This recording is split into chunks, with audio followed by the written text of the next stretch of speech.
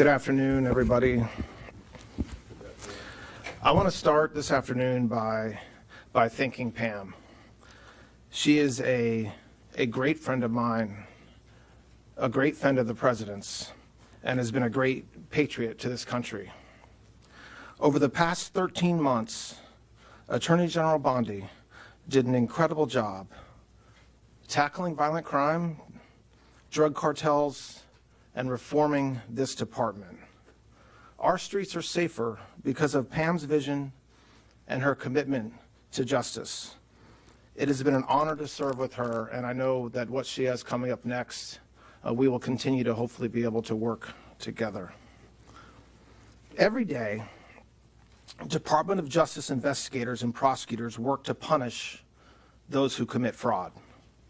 For example, just this week, and it's only Tuesday, a criminal defendant was sentenced and the department obtained 2 additional guilty pleas in matters totaling over $500 million in healthcare and COVID fraud. If you think about that, just since yesterday, we had a guilty plea in a $160 million healthcare enrollment fraud scheme and a sentencing in a $100 million COVID-19 fraud and a guilty plea in a $160 million healthcare fraud scheme as well. Each of these cases represents countless hours of dedication from the prosecutors and the federal agents and local law enforcement who work them. The Department of Justice is holding criminals accountable for stealing over $500 million from taxpayers. And across our U.S. attorney's offices all over this country, we currently have over 8,000 fraud matters underway. Unfortunately, as you've heard a lot about recently, because it's true, these cases represent a fraction of the fraud ripping off our country every day. Thanks to the leadership of President Trump, this department, working closely with the Task Force to Eliminate Fraud, is supercharging efforts to take down every fraudster and bring them to justice. I want to thank the Vice President and Anti-Fraud Task Force Chair Andrew Ferguson for their focus on this issue and for empowering this department to go after criminals who steal from the government like never before. Our goal is to prevent this from ever happening again. Because of this administration's leadership, fraudsters, scammers, tax cheats, or anyone who lies to get rich off the generosity of the American people should be on notice. Now, this isn't new for this department. We have a storied history of combating fraud and bringing criminal actors to justice. But the department has never adopted a comprehensive and coordinated approach to investigating and prosecuting fraud against taxpayer dollars and taxpayer-funded programs. With over $1 trillion at stake every single year, threatened by increasingly sophisticated and opportunistic fraudsters, the time for this comprehensive and coordinated approach is now. And so today, I'm proud to announce in greater detail the creation of the National Fraud Enforcement Division. Its core mission will be to zealously investigate and prosecute those who steal taxpayer dollars and rip off the American people. Our vision is to build a robust fraud-fighting squad capable of investigating and prosecuting the full spectrum of fraud against taxpayer dollars. We are going to staff this division by some of the department's best prosecutors, bringing together experts in healthcare fraud, tax fraud, benefits fraud, and corporate fraud under one roof with one mission: to protect the American people from fraud. Every U.S. Attorney's Office across the country will also be joining this re-energized fight against fraud. This means, in pure numbers, that there will be an additional 93 prosecutors. Division. To the attorneys and staff who join this new division, you will have the entire department's support as you work to protect the financial integrity of our entire government and the tax system that supports it. We will spare no resources in giving you the tools that you need to bring strong cases and do justice. The new division will bring together data and investigators from across the entire government so that you can track down even the most sophisticated fraudsters and hold them accountable. For example, Today, I am directing the department to establish the National Fraud Detention Center. This Fraud Detention Center will be a permanent, prosecutor-led, multi-agency data analytics team working to ferret out the most harmful actors defrauding federal government programs. So to the fraudsters who seek to take advantage of our nation, let this be a warning. The department will investigate you, we will charge you with crimes, and we will ensure that you are punished for your actions. The American people deserve an end to the crisis of fraud, and there is no better prosecutor to lead this mission than newly appointed Assistant Attorney General Colin McDonald, who's standing to my left. In the words of President Trump, he is very smart, tough, and highly respected. Colin is a veteran prosecutor who has spent his entire career as an assistant United States attorney in the Southern District of California. During his time in the Office of the Deputy Attorney General, he championed public safety and law enforcement, and I am confident that the National Fraud Enforcement Division and the entire department will benefit from his experience and his total commitment to justice. I expect there will be more to come in the next days and weeks from Colin and the Anti-Fraud Task Force, but I wanted to tell the American people today what this department is doing to comprehensively attack the fraud crisis in this country. Thank you. I'll take a few questions. Thank you, Mr. Acting Attorney General. President Trump has made no secret of the fact that he wants to see his perceived political enemies prosecuted. So now that you're in this position, how are you going to balance that relentless pressure with this administration's promise to end the weaponization of this department? Well, look, first of all, we have thousands of ongoing investigations and prosecutions going on in this country right now. And it is true that some of them involve men, women, and entities that the president in the past has had issues with and that believe should be investigated. That is his right, and indeed it is his duty to do that, meaning to lead this country. And so I do not view this as pressure. I do not view this as something that is going to keep me up at night, except to make sure that we are investigating every case that we have to the fullest extent of the law and using all the resources we can. And when you talk about weaponization, and it's become a word that is supposedly that when we talk about ending weaponization, as if that's a bad thing for us to do. Okay, people in this room for 4 years, some of you, same people, sat here with the last administration when you saw a weaponization of this department, the likes of which had never been seen in history. And some of you are looking down now, and I get it, because you had a president who was indicted 4 times by this department. You had a president who, along with this department, had assistance. So this department helped 2 other local DAs go after the president. You had this department who stood idly by while states tried to keep President Trump off the ballot. Okay, that's what happened the past 4 years. And so when I'm asked questions or when I see reporting about shock and awe at this supposed weaponization of this Department of Justice, it means nothing to me because it's completely false. What we're doing and what we've been doing for the past 14 months is changing this department. We're no longer, people say the president wants to go after his political enemies. No, the president has said time and time again that he wants justice. And if you look at what happened to him, his family, his administration, the agents that protected him, people that happened to just walk by him on a given day, they got subjected to massive investigations by this department.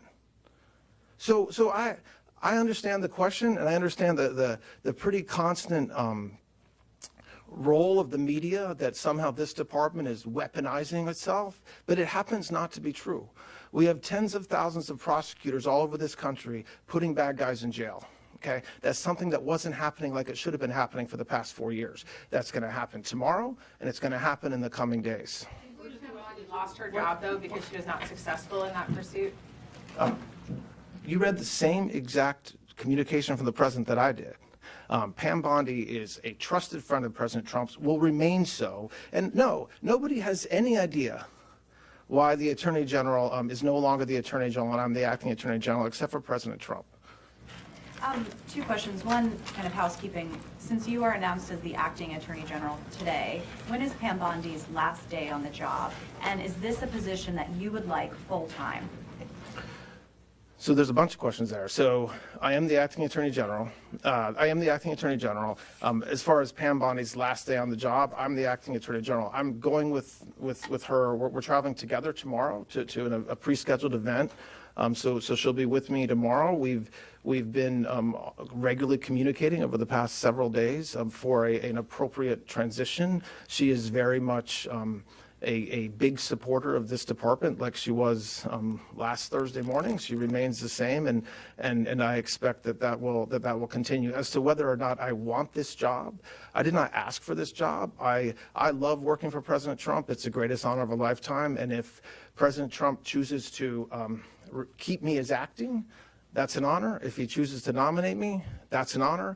If he chooses to nominate somebody else and I go back to being the DAG, that's an honor. If he chooses to nominate somebody else and asks me to go do something else, I will say, thank you very much. I love you, sir. So I don't have any goals or aspirations beyond that. And then just a quick question on fraud, sir. CBS has done a lot of reporting on hospice fraud specifically. What are you doing to clamp down on that? Who exactly are you targeting? Doctors, owners, when it comes to hospice fraud specifically? Yes, exactly. I mean, everybody that participates in it. I mean, you see that fraud is the question was about hospice fraud. And that's the purest form of stealing from the American people's pockets, in that it is a lot of money designed to help the most vulnerable among us. And so, who are we prosecuting? It depends on who's committing the crime. If it's the doctor, it's the doctor. If it's the hospital organization itself, fine. If it's the families of the patient, fine. Yeah. There's been a lot. Behind you, sorry. Thank you. How will you lead this department differently than your predecessor, Attorney General Bondi? Have you had any discussions with the president about what he wants you to do differently? So I will never talk about any communications I have with President Trump. How I will lead differently, I'm not comparing myself to Attorney General Bondi. I'm going to lead the way that I've been leading as the Deputy Attorney General, which is a job that requires obviously the same type of leadership I need to have now. So. Question on fraud, real quick. I know this position was created differently, this AAG for fraud, by the White House. Will the prosecutors working in this newly created section, will they have a different chain of command? Will they be reporting to the White House or to the Department of Justice? No. I mean, the Department of Justice prosecutors and support staff that are in the new division are going to report to this man right here, and then this man reports to the Deputy Attorney General and the Attorney General. So that's the way that every prosecution and prosecutor in this country works, and will continue to work. One on the weaponization. Where does the weaponization working group's work stand? Will there be reports coming out of that? Just give us a general update on that. And then, secondly, I just have a question on the fraud. So the work is ongoing and has been ongoing for 14 months now. There's been a lot of results already from that work, if not in written work product. I expect you will see written work product on some parts of the work that's been accomplished very, very soon. Criminal investigations further? I'm not going to talk about criminal investigation, what's driving it or not driving it. Go ahead. Christine Noem, there's been a lot of questions about the firm tied to Christine Noem, and the ads that came through that was over $200 million in taxpayer money. Is that something that would fall under the purview potentially of this new fraud unit? Well, when you say there's been a lot of questions, you mean you all have decided to write a lot about it, hoping that it generates something. So I'm not talking about ongoing investigations. If the new fraud division and the types of cases that it will encompass is pretty broad, but I'm not going to link it to some speculative idea or a question. Yeah. Acting Attorney General Brett Blanche. My question is this: a number of military and legal scholars have raised questions about bombing a nation's, all of its bridges, all of its energy structure as possible war crimes. What is DOJ's analysis of that position, and could you give us a sense of what you're advising the White House? We support the Department of Justice, as it always does, supports the Department of War, the White House, Department of State, to the extent that's involved, and our intelligence communities to the extent that that's something that's appropriate. And we provide counsel to them, and we have been doing that as you would expect. Go ahead. You said earlier that this Department of Justice has indicted President Trump 4 times. Can you explain what you base that statement on? Because obviously you now run this department. Are you basing that on your experience as a defense lawyer for the president, or are you basing that I on read it in something- what you wrote. What is that? What kind of question is that? He got indicted 4 times. He got indicted in Florida, and then he got indicted in D.C., and then they superseded in Florida, and then they superseded in D.C. So that's 1, 2, 3, 4. So that's not, am I breaking news there, that he got indicted 4 times by the feds? This department indicted him 4 times. Go ahead, Seth, go ahead. There's been a lot of leads been posted online about fraud in particular. Earlier this year, social media influencers have been talking about this. Are there any of those leads that have been something that have that you're not going to exclude from being part of the investigations under this new fraud unit? Particularly some of the things we saw go viral on X earlier this year. Yeah, look, I mean, I think not just with fraud, with any crime that anybody investigates, whether it's the feds or state or local, we get leads. A lot of the ways that we solve crime is from the community and from tips. And so we saw a lot of investigative journalism or just citizens that identified what they believed to be fraud. And that's the way a lot of our cases start, not just in this space. And so, yes, I expect that, I think that if you're an FBI agent, you should be willing to take a tip from anywhere. So, in the back, yeah. You. Yeah. How specifically are you staffing the new fraud I can't division? hear you. Yeah, how are you going to be staffing the new fraud division? Like, which specific components and units are going to be pulling staff over to it? And more generally, do you have any concerns, just given the there's been a lot of discussion about AUSAs, prosecutors, and white-collar units leaving the department over the past year or being redirected to immigration cases? Do you have any concerns that you're going to have the man and women power to do the type of surge you're calling for? So the answer to your first question is we're going to staff the new division in a combination of ways, bringing folks over that are here, using U.S. attorneys to detail their prosecutors, but they'll stay in their district, and then hiring, and so it's not limited to one place. And I have zero concerns about the narrative that exists in some of the writings from the folks in this room, from disgruntled formers and what a few disgruntled formers put on LinkedIn. Our department is prosecuting more cases than were prosecuted for 3 years, year over year, stat after stat, crime over crime. And so we can handle a lot of stuff. We can do immigration cases, robberies, drug cartels, and fraud cases. And so we're always hiring. Every administration, there's turnover. So we're no different. I think that the folks that are here, we have the best prosecutors in the world. Our U.S. attorneys are stacked with prosecutors, and they're working hard every day, and I don't think that will change. And so, no, that is, of all the concerns I have, that is not one. Back, yeah. Thank you, sir. Cameron with Daily Wire. My question is about the emphasis on what states this could potentially be emphasized in related to fraud, sort of staffing there, and then what does the coordination look like with other agencies within the administration? Has HHS been in the loop? Has HUD been in the loop? Are there any particular programs outside of hospice that are major focuses? So there's every state. So as I said, we're going to do a combination of building up the division here in D.C., but then every U.S. Attorney's Office, which necessarily means every state, and in many states more than one, will have at least one prosecutor dedicated to this effort. And yes, every single federal agency is involved in this. Where we get a lot of our cases is from the OIGs, from their inspector generals. And so we're working, I know that Colin has already reached out and had ongoing communications with virtually, if not every one of them, and that will continue. HSI will be a big partner in this effort, FBI. Every federal agency already does fraud. So we're not saying, hey, can you guys start investigating something you've never investigated before? It's really,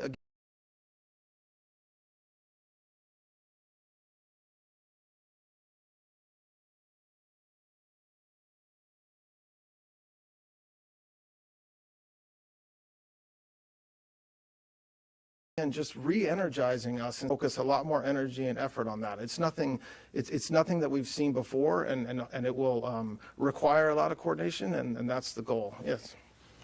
Mr. Acting Attorney General, can you just expand on your comment that nobody has any idea why Ms. Bondi is no longer the Attorney General? It seems like it's kind of a problem if you don't know what it is the President wants you guys to be doing better. That's an assumption that baked into your question that I don't know that it's true. I mean, the point is that I don't operate every day trying to second guess what President Trump or anybody else is thinking. I just operate every day on doing everything that I need to do to execute the president's agenda and priorities. And I'm not alone in that. I hope every single person that has the privilege to serve in this administration is doing exactly the same thing. So what I was commenting on, and to expand on my comment, is that I grow tired of people in the media saying why President Trump did or did do something, because President Trump's the only one that knows that. And so that was I meant nothing more and nothing less than that President Trump's decision for making the decision he did are his own and nobody else's. Go ahead. You already got one. Go ahead, behind you. Oh, sorry. Now former Attorney General Bondi was facing a subpoena from the House Oversight Committee. Do you expect that she will comply with that, or will this administration, will the Justice Department invoke some sort of privilege to block her from testifying? So look, as everybody knows, the Attorney General and I went to the House Oversight a few weeks ago. We answered every single question asked for a couple hours. What happens now that she's the former Attorney General and there's the subpoena out there is I think I'll leave to Chairman Comer and others to figure out. I don't have an answer to that. You won't be invoking a privilege or anything? Excuse me? You won't invoke any kind of privilege to block her? I definitely did not say that. I said I will leave it to Chairman Comer to work out with others. I just don't have an answer for you, but I'm not committing to anything. I'm just saying I don't know. Go ahead.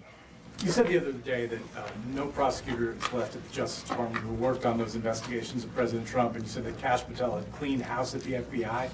Those comments have already been cited in 2 lawsuits against the department. How do you respond to critics who say that was an acknowledgement that you guys are firing people for political reasons, career civil servants politically for illegal reasons? It's not that. I mean, it's not that. It's much more simple than that. I mean, look, if you were a prosecutor and you were trying to prosecute your boss, you have ethical duties as a lawyer that I think prevent you from continuing to work in that environment. And so in this case, what we saw and what President Trump went through, every single prosecutor in this department, whether you're an AUSA or working here, you have a duty to do the right thing. And so in cases where and this is beyond this press conference, but I'm happy to talk about it another time, where you had prosecutors that were absolutely not doing the right thing, okay? And so none of those prosecutors, I hope everybody agrees that they shouldn't work here if you're not doing the right thing. And that's what I meant by that. And, you know, listen, it's been talked about a lot, but what happened the last 4 years is something that will never happen again. The president yesterday said he was prepared to jail a reporter over who, as they search for a leaker behind reports about the downed Air Force officer. Is there an ongoing leak investigation? I mean, I can say it as many times as folks ask. I will never comment on ongoing investigations. I think that to the extent that we have seen a series of leaks that necessarily involve classified information and putting the lives of our soldiers at risk or the lives of agents at risk, that is something that we will always investigate. And we will investigate if it means sending a subpoena to the reporter. That's exactly what we should do, and that's exactly what we will be doing. If it means doing regular investigations to identify who within the government feels like it's okay to leak classified information to put lives at risk, then we'll try to root him or her out as well. So I'm not going to talk about ongoing investigations except to say that, yes, we will always investigate those types of leaks. I'll just take one more question. I just want to follow up on Perry's question. She had asked about who this division reports to, and I know you said it's a standard practice, but when it comes to referrals, will the White House or the task force that's being led by Vice President J.D. Vance, will they be making referrals, and will you be taking those up? And I also just had a housekeeping question. You talked, it sounds like you're putting in like the healthcare fraud section here, you're taking parts from the tax former tax division. But what about like the civil components that do fraud investigations, like the False Claims Act? I mean, is that part of this too, or is this all strictly criminal investigation? It's primarily criminal, but I don't think that we want to limit ourselves as I stand here and announce it today, because I don't want to box anybody into a corner for what makes the most sense to do, and so that remains to be seen.